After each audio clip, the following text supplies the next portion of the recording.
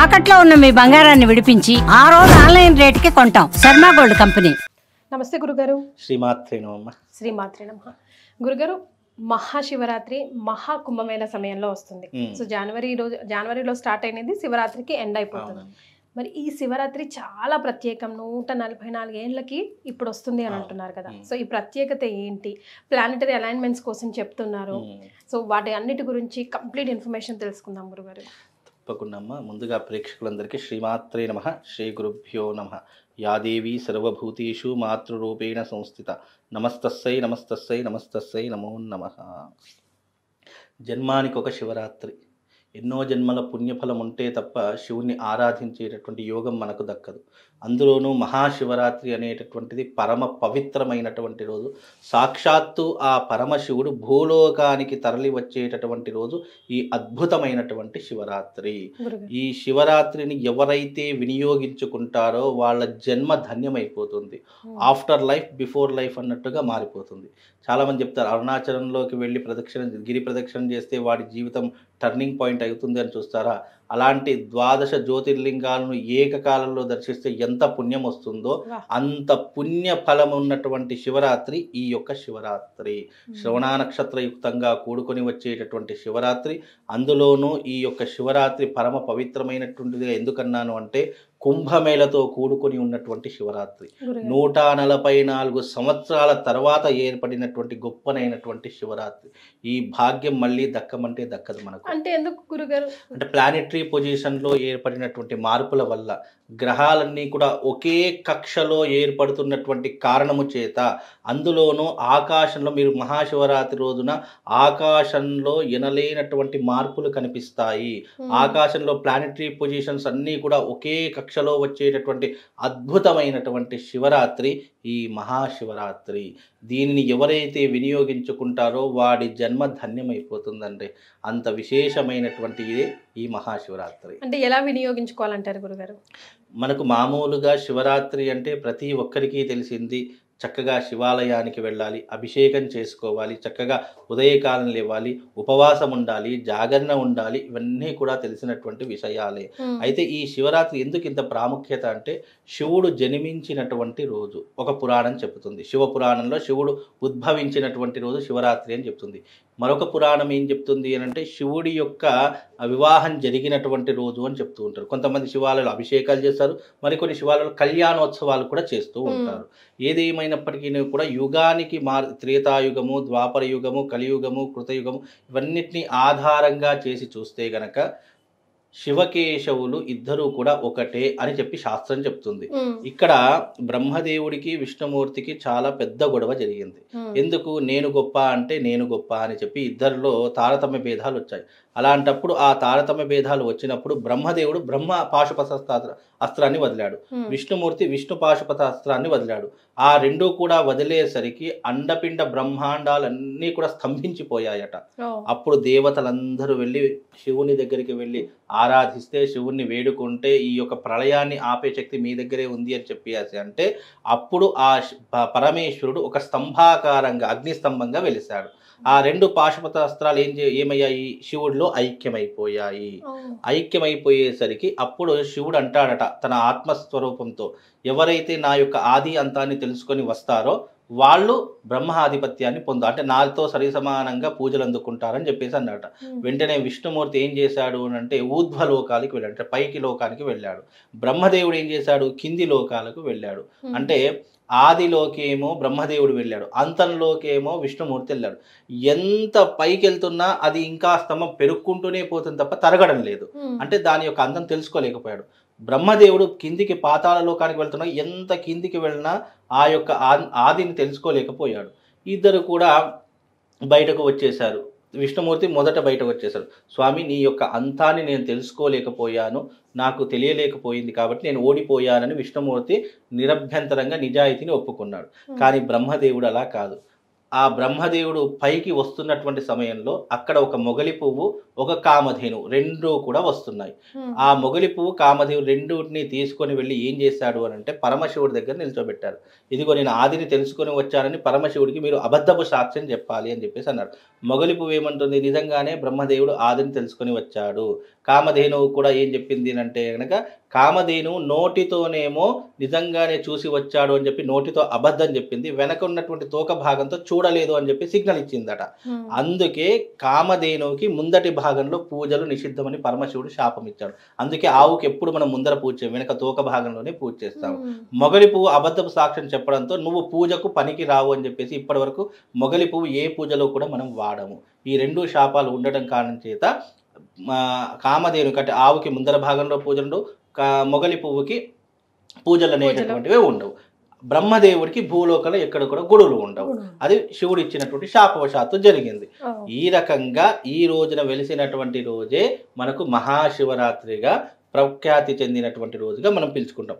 మరి శివరాత్రి రోజున అగ్నిస్తంభం వెలిసింది కదా, దానికి అభిషేకం చేసినటువంటి వారు మొట్టమొదటి వారు ఎవరు అంటే విష్ణుమూర్తి, బ్రహ్మదేవుడు అభిషేకం చేశాడు. ఈ రోజున పరమశివరాత్రి రోజున ఎవరైతే అభిషేకం చేస్తారో వారందరికీ కూడా పాపాలన్నీ కూడా ప్రక్షాళన కావిస్తారని చెప్పి శివుడు వరం ఇచ్చాడట. అందులోనూ బ్రహ్మదేవుడికి కూడా శాపం ఇచ్చాడు కదా, గుళ్ళు లేవు, నీకు గోపురాలు లేవు, అసలు భూలోకంలో పూజలు లేవు. అభిషేకం చేసిన వెంటనే పరమశివుడు మళ్ళీ ప్రత్యక్షమై ఈ రోజున మహాపర్వదినము నువ్వు నాకు అభిషేకం చేశావు కాబట్టి యజ్ఞయాగాదులలో కానీ జపాది తపాది హోమాదులలో కానీ మొదటి హవిస్సు నీకే చెందుతుంది అని చెప్పేసి వరం ఇచ్చాడట. అందుకే బ్రహ్మదేవుడు గురుస్థానంలో నిలబడ్డాడు. పూజలు లేకపోయినా వేదమునందు, శాస్త్రమునందు, మంత్రమునందు బ్రహ్మదేవుడికి హవిస్సులున్నాయి. అందుకే ఇంత పరమ పవిత్రమైనటువంటి రోజు ఈ రోజు. అలాగే ఈ రోజున ఎవరైతే అభిషేకాది క్రతువులు ఆచరిస్తారో పూర్వజన్మలో చేసినటువంటి పాపములు తొలగించబడతాయి. ఈ జన్మలో చేసినటువంటి కర్మలన్నీ కూడా తొలగించబడతాయి. నీ యొక్క జీవితం అంతా కూడా శివుడికి అంకితమవుతుంది.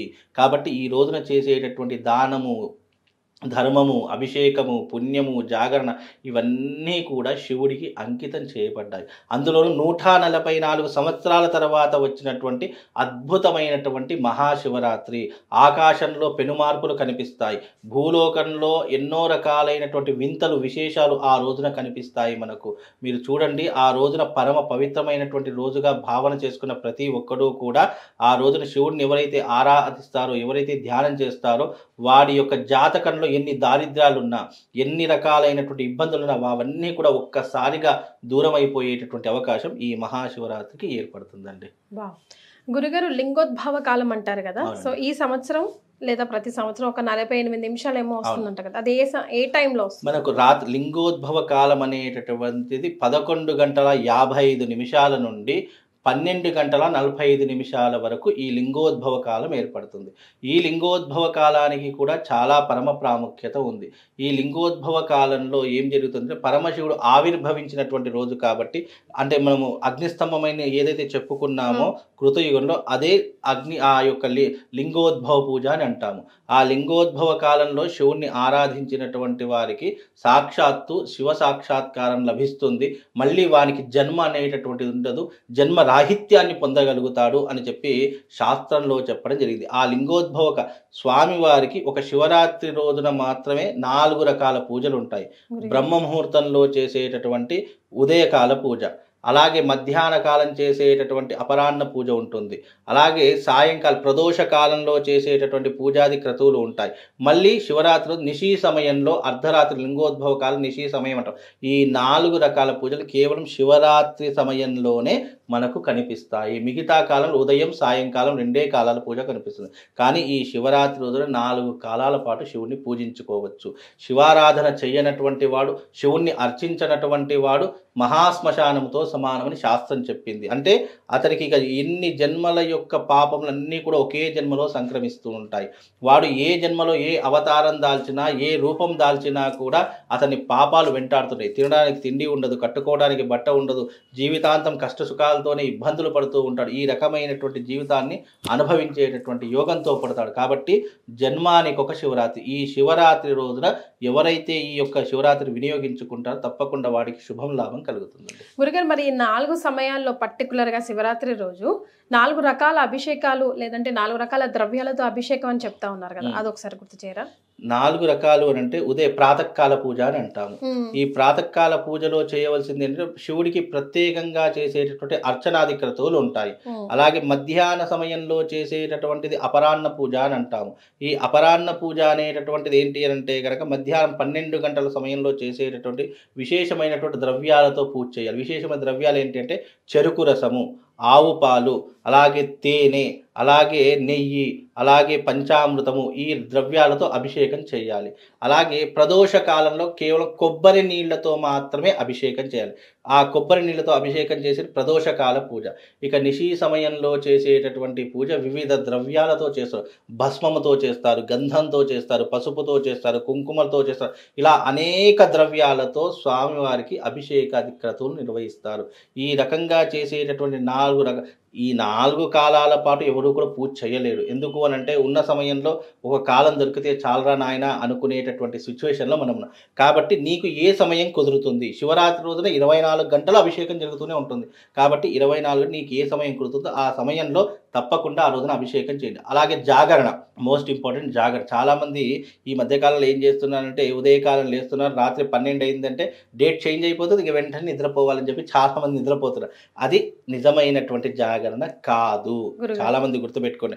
ఎప్పుడైతే ఈ రోజున శివరాత్రి అండి, ఈ రోజున మనం లేచాము సూర్యోదయానికి, మళ్ళీ తెల్లవారుజామున సూర్యోదయం ఎప్పుడైతే అవుతుందో అప్పుడు మళ్ళీ మనం స్నానం చేసి శివారాధన చేసి మళ్ళీ మనం పడుకోవచ్చు తప్ప మధ్యలో 12 దాటింది కదా, డేట్ చేంజ్ అయిపోయింది కదా, శివరాత్రి అయిపోయింది కదా అని చెప్పేసి పడుకోవడం ద్వారా అది అర్ధ శివరాత్రి అవుతుంది, పూర్తి శివరాత్రి కాదు.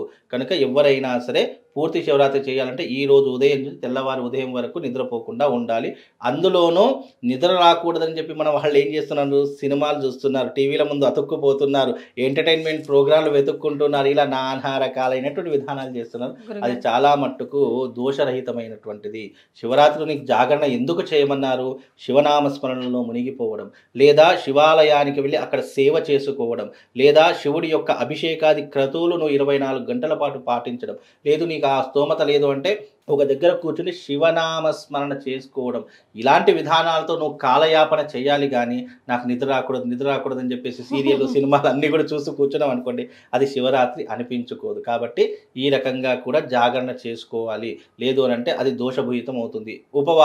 ఉపవాసం అనే పేరుతో 12 అరటిపళ్ళు తింటాడు, ఏం చక్క కిలో యాపిల్స్ తింటాడు, ఏం చక్క ఎన్నో రకాల డ్రై ఫ్రూట్స్ తింటాడు. అన్ని తిన్న తర్వాత ఆకలి ఎక్కడ అవుతుందండి, నాకు అర్థం కాదు.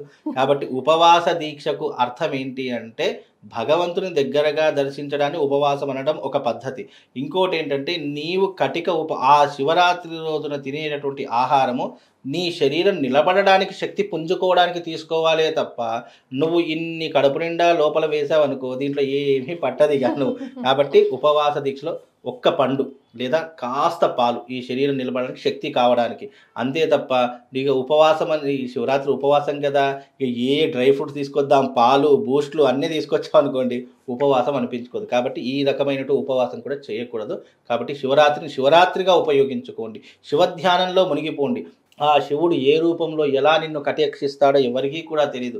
కాబట్టి ఆయన కోసం వేచి చూసేటటువంటి ప్రయత్నాన్ని చేసుకోండి. జన్మానికి ఒక శివరాత్రి, ఈ జన్మకు ఇదే శివరాత్రి. కాబట్టి మీరందరూ కూడా శివుని భక్తి భావనతో పూజించండి, అర్చించండి. చాలా సంతోషం గురుగారు.